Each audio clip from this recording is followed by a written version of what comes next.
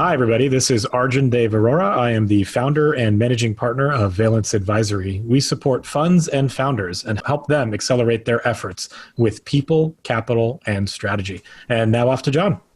Hi, John Lowe here. I am the co-founder and advisor at Valence Advisory. I'm the lead on leadership and communications coaching. And enough about us, enough about me. Today's wonderful guest is Tracy Lawrence. She's had quite a few different titles over the years, but one could say she's a serial entrepreneur. She's been a CEO, a founder of a tech startup. And today on the show, I'd like to introduce her and have her talk a bit about her journey, having never actually worked a formal job until recently. And even now it's consulting, but it's a job now, Right. It's Yeah. Cool. You want me to give some background on myself? Please do. Yeah, cool. So I ran this company called Chewse for about 10 years, and I started it in college. And so interestingly, I started it when I was about 19 or 20, and then I recently sold it at about 30. So it really was my 20s in the best and the absolute worst ways. Wow. It was my identity for a long time. And I think one of the things that I'm really passionate about is helping founders find that balance and that kind of identity balance, not just work-life balance, but like, how do you find value in yourself, even outside of the performance of the company, especially in startups where performance is just, you don't know what you're going to get and you're shooting for the moon. And so just a little bit of background. I grew up in LA and my parents were entrepreneurs. And it was kind of from them that I think I've always had it in me. I told them I would never be an entrepreneur because they worked so hard and they'd fight all the time. And then, of course, when I was in college and I started on the side, I was doing a lot of event planning with restaurants. And I found that these restaurants were looking for business and these student organizations were looking for local catering from restaurants. And so that's kind of how Chewse was born. And I started it, with basically an e-fax line for $10 a month and a Microsoft Word document template. And I just started to transact orders and take a commission. And then eventually met my co-founder, raised about $40 million in VC, moved up to the Bay Area, and I've lived in the Bay Area for the last 8 years. And now on to my next journey, which I'm sure we'll touch on at some point. Wow. And so famous last words, I'll never start a company. Yeah. God. So what changed for you? What really inspired you to arguably behave contrary to words you spoke earlier? Was it the service? Was it the thrill of building something from scratch? Was it seeing customers really happy with what you did and feeling a sense of opportunity to, make a difference? Yeah, think about it. I was 19. I'm in college. I'm going to USC, and everybody's getting ready for recruiting. All the juniors and the seniors are getting ready to go into investment banking for the most part, or consulting with the big four. That was, or accounting. That was kind of my school. I was in the undergrad business school. And I couldn't stomach seeing it. I couldn't stomach the idea of myself working a corporate job like that. And I don't know where that came from, but I do, I remember even back in high school and even early on, my first mini business was a Pokemon trading card business where I almost got kicked out of my elementary school for just selling cards on campus. So I think there's always been this kind of fun game in adding value in the transactions. And so for this specific idea, it was natural. And I didn't have any student debt, thank God. I didn't have any obligations, really. I could sleep on my parents' couch for the first year or two.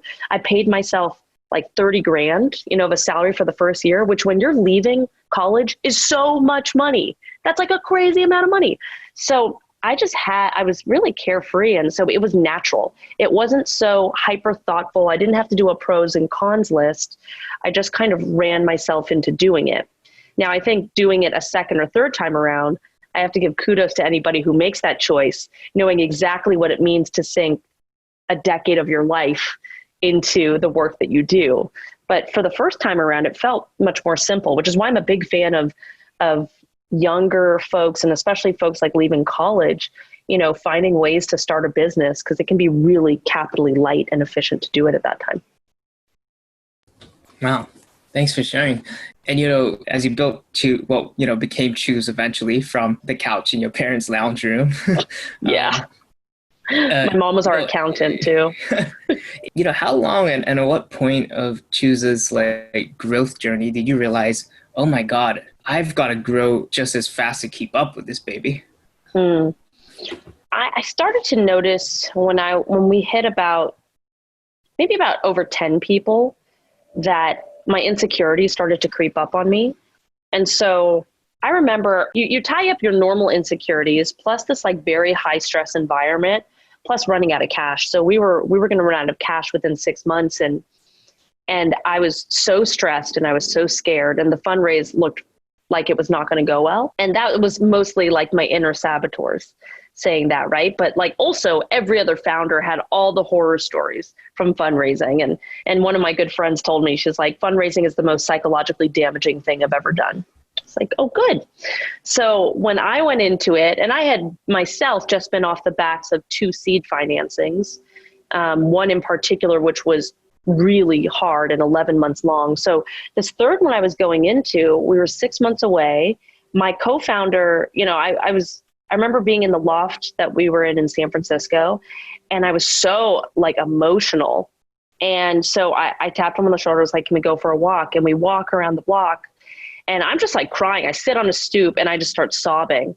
I was like, I would be so sad not to work with these people and to disappoint them. And he's like, first off, it's okay to be sad. I was like, what? Like I'm like half Chinese, half Jewish, like feelings like that. No, like sadness is not okay. It's like, it's okay to be sad. Like it's okay to be afraid. These are like normal human emotions. And I was like, okay, for sure. And then he says, you could also share this vulnerability with the team. I'm sure they would feel more connected to you. And I told him flat out, I said, no, you're crazy. There's no way I would do that. They'd be terrified.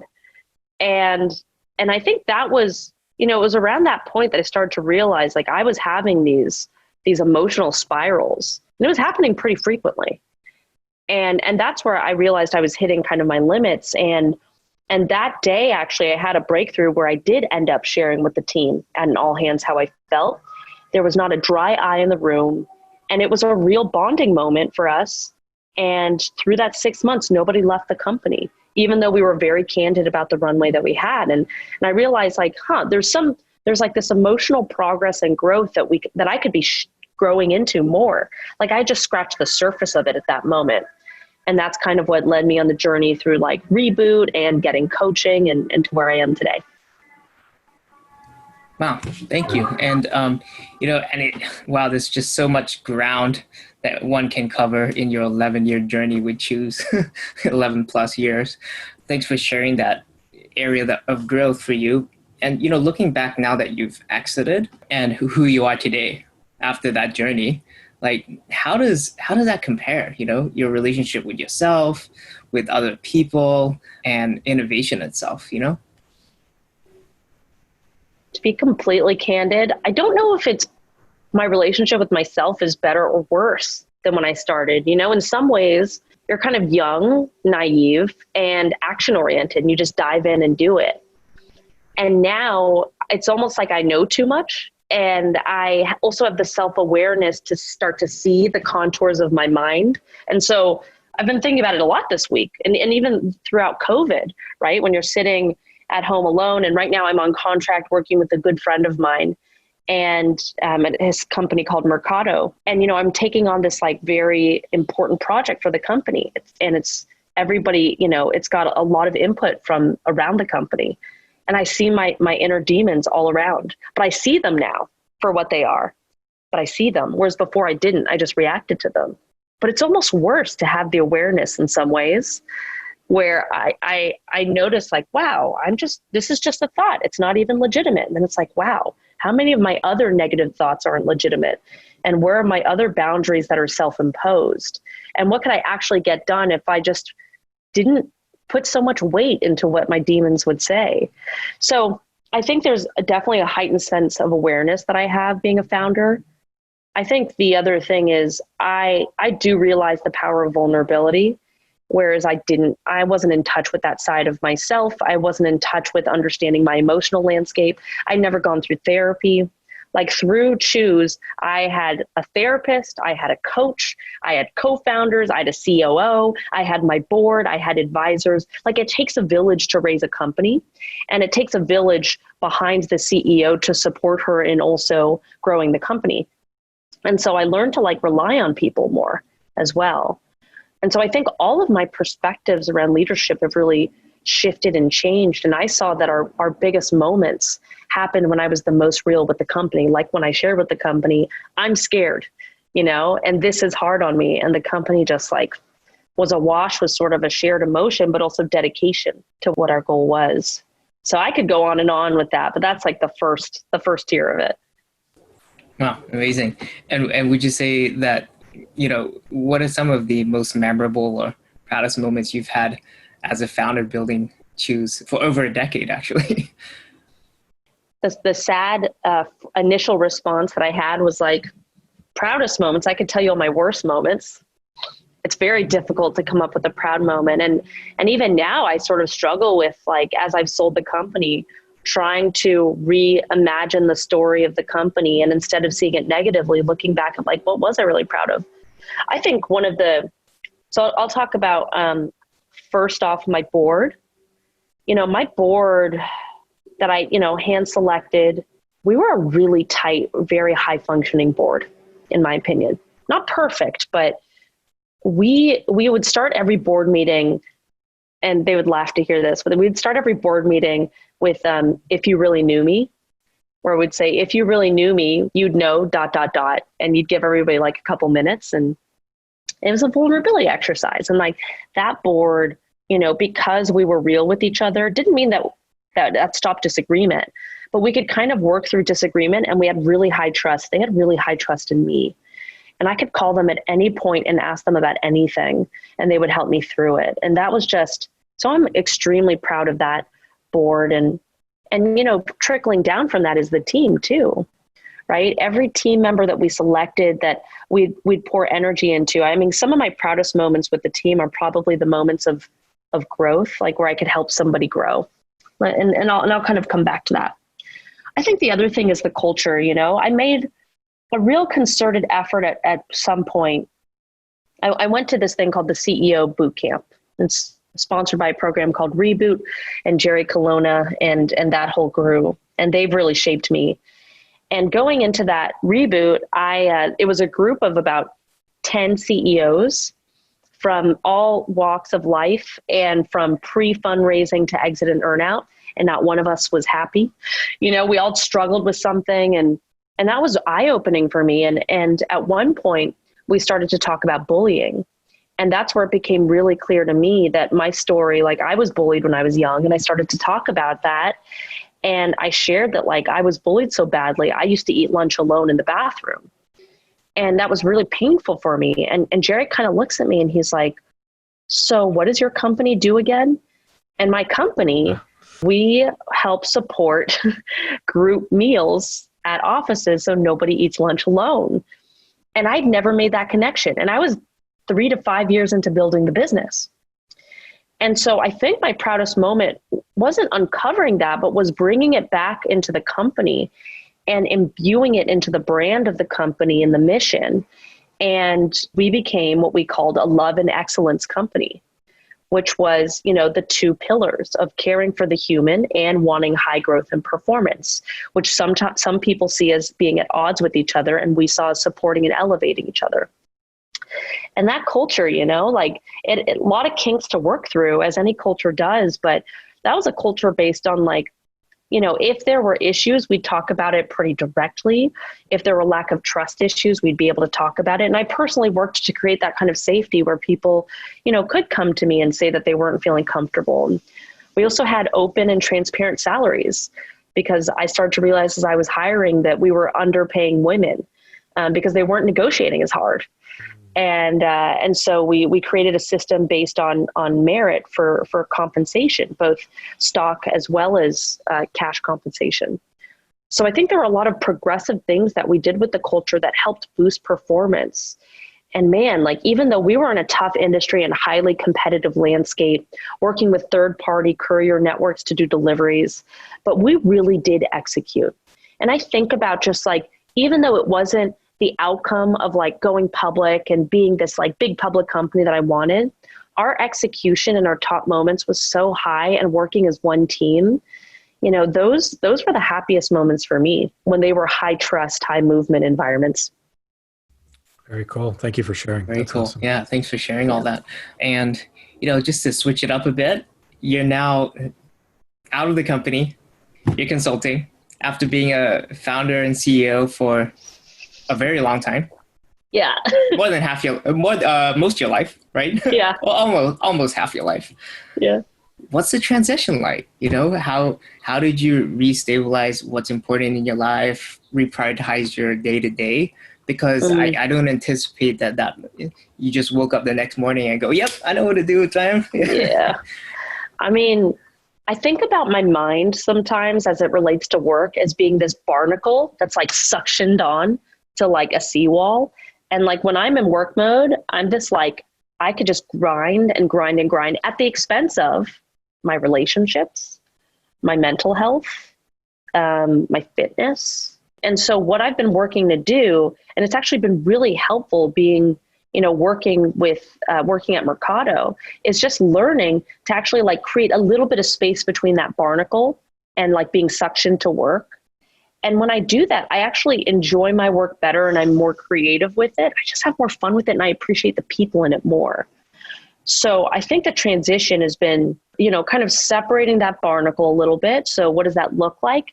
You know, 3 times a day, I stop, I do a mini meditation, and I'll usually do like 10 sit-ups or 10 push-ups just to like get in my body throughout the day.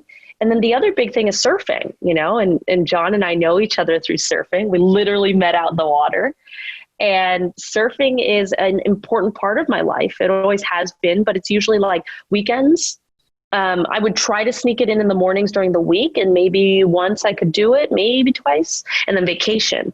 But now it's like, how do I make this a daily practice? But also, I have noticed with surfing that I start to throw my identity into it, just like I did with Chewse. So I think the transition is learning that I am a whole center in and of myself, no matter what I achieve or produce or how many miles, you know, do I learn how to do a surfing cutback better? Do I ride bigger waves? It's like, that's all great, but that's like a journey that should be born out of joy and curiosity, not out of identity development and worthiness. And so I'm trying to separate those things out, which has been an important goal of this transition for me. And also to learn, I'm a natural people pleaser. And to the point where if my boyfriend asks me, what do you want for dinner? I have to like walk into another room to like really know what I want, because I'm so tuned into what other people want. And so learning like, hey, it's okay to say what you want. And now that I just don't have as much of the stress that's like cramming in on every, you know, corner of my being, I can kind of think about some of these personal development areas more. Wow. So I think really lovely sharing. And I think the only time you should bake surfing into your identity is after you get a barrel, right? Like, that's an exception. One exception will be allowed. Wow. You know, I had a question, and I think it slipped my mind, but we talk about surfing the rest of the time. I'm okay with that. No, you know, now that you are having space to, you know, do a bit of personal development and, you know, not pressure yourself to have everything figured out is the next step in life. What sort of thoughts have you had around, you know, is there another startup in me?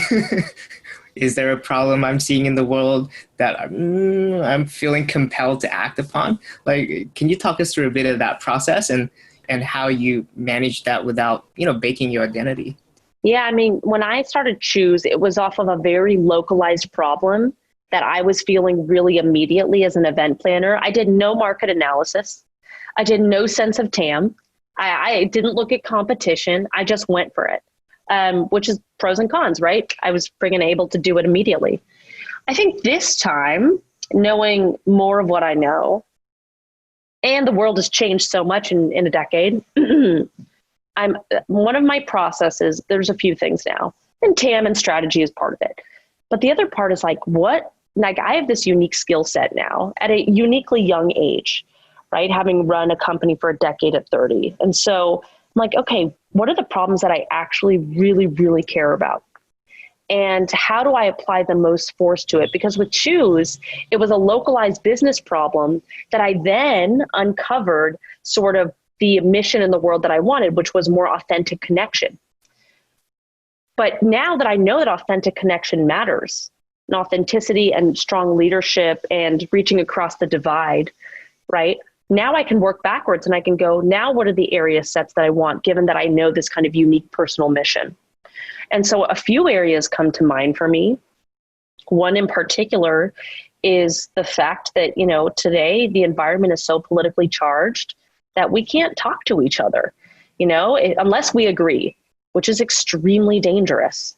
Is that when I was in high school, I started this group called the Elizabeth Stanton Political Society.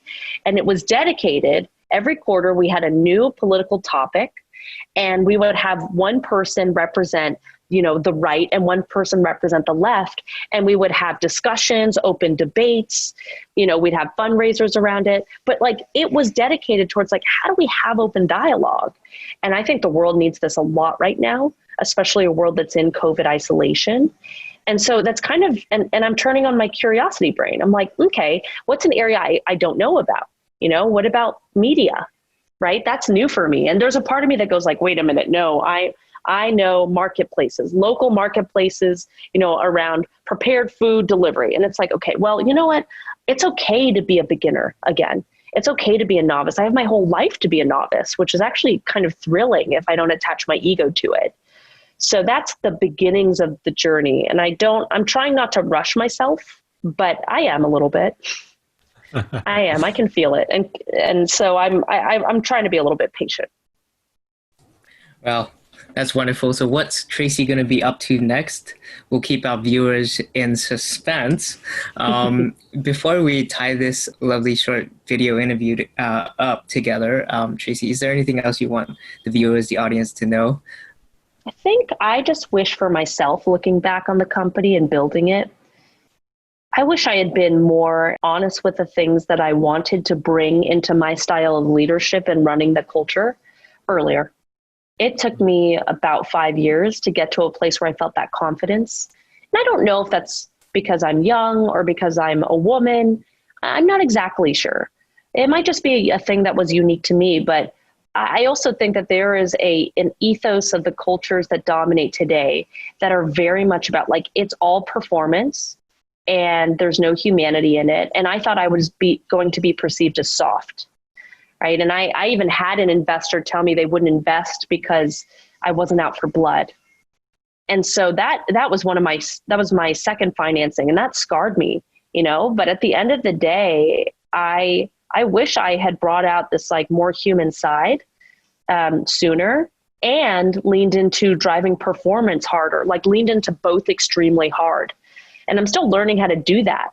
But as long as I don't see it as left and right, opposite sides of the brain, but things that work together, I guess I would just urge anybody in the audience that thinks this way, and thinks however different, whatever this way is, it might just be differently from the norm, to actually get real and honest about it and bring it, because part of the joy of running a business is not the outcome. I'd say most of the joy is not the outcome in an industry where most companies fail.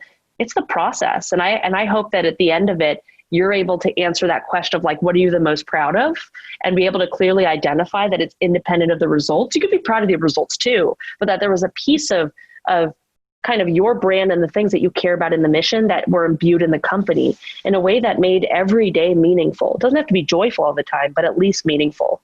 So I wish I had done that sooner, and I urge others to think about it honestly. Beautifully said. Thank you for sharing. Yeah, beautifully said. Great words of wisdom. Thank you, Tracy. Mic drop. Thank you so much. All right. Thank you both.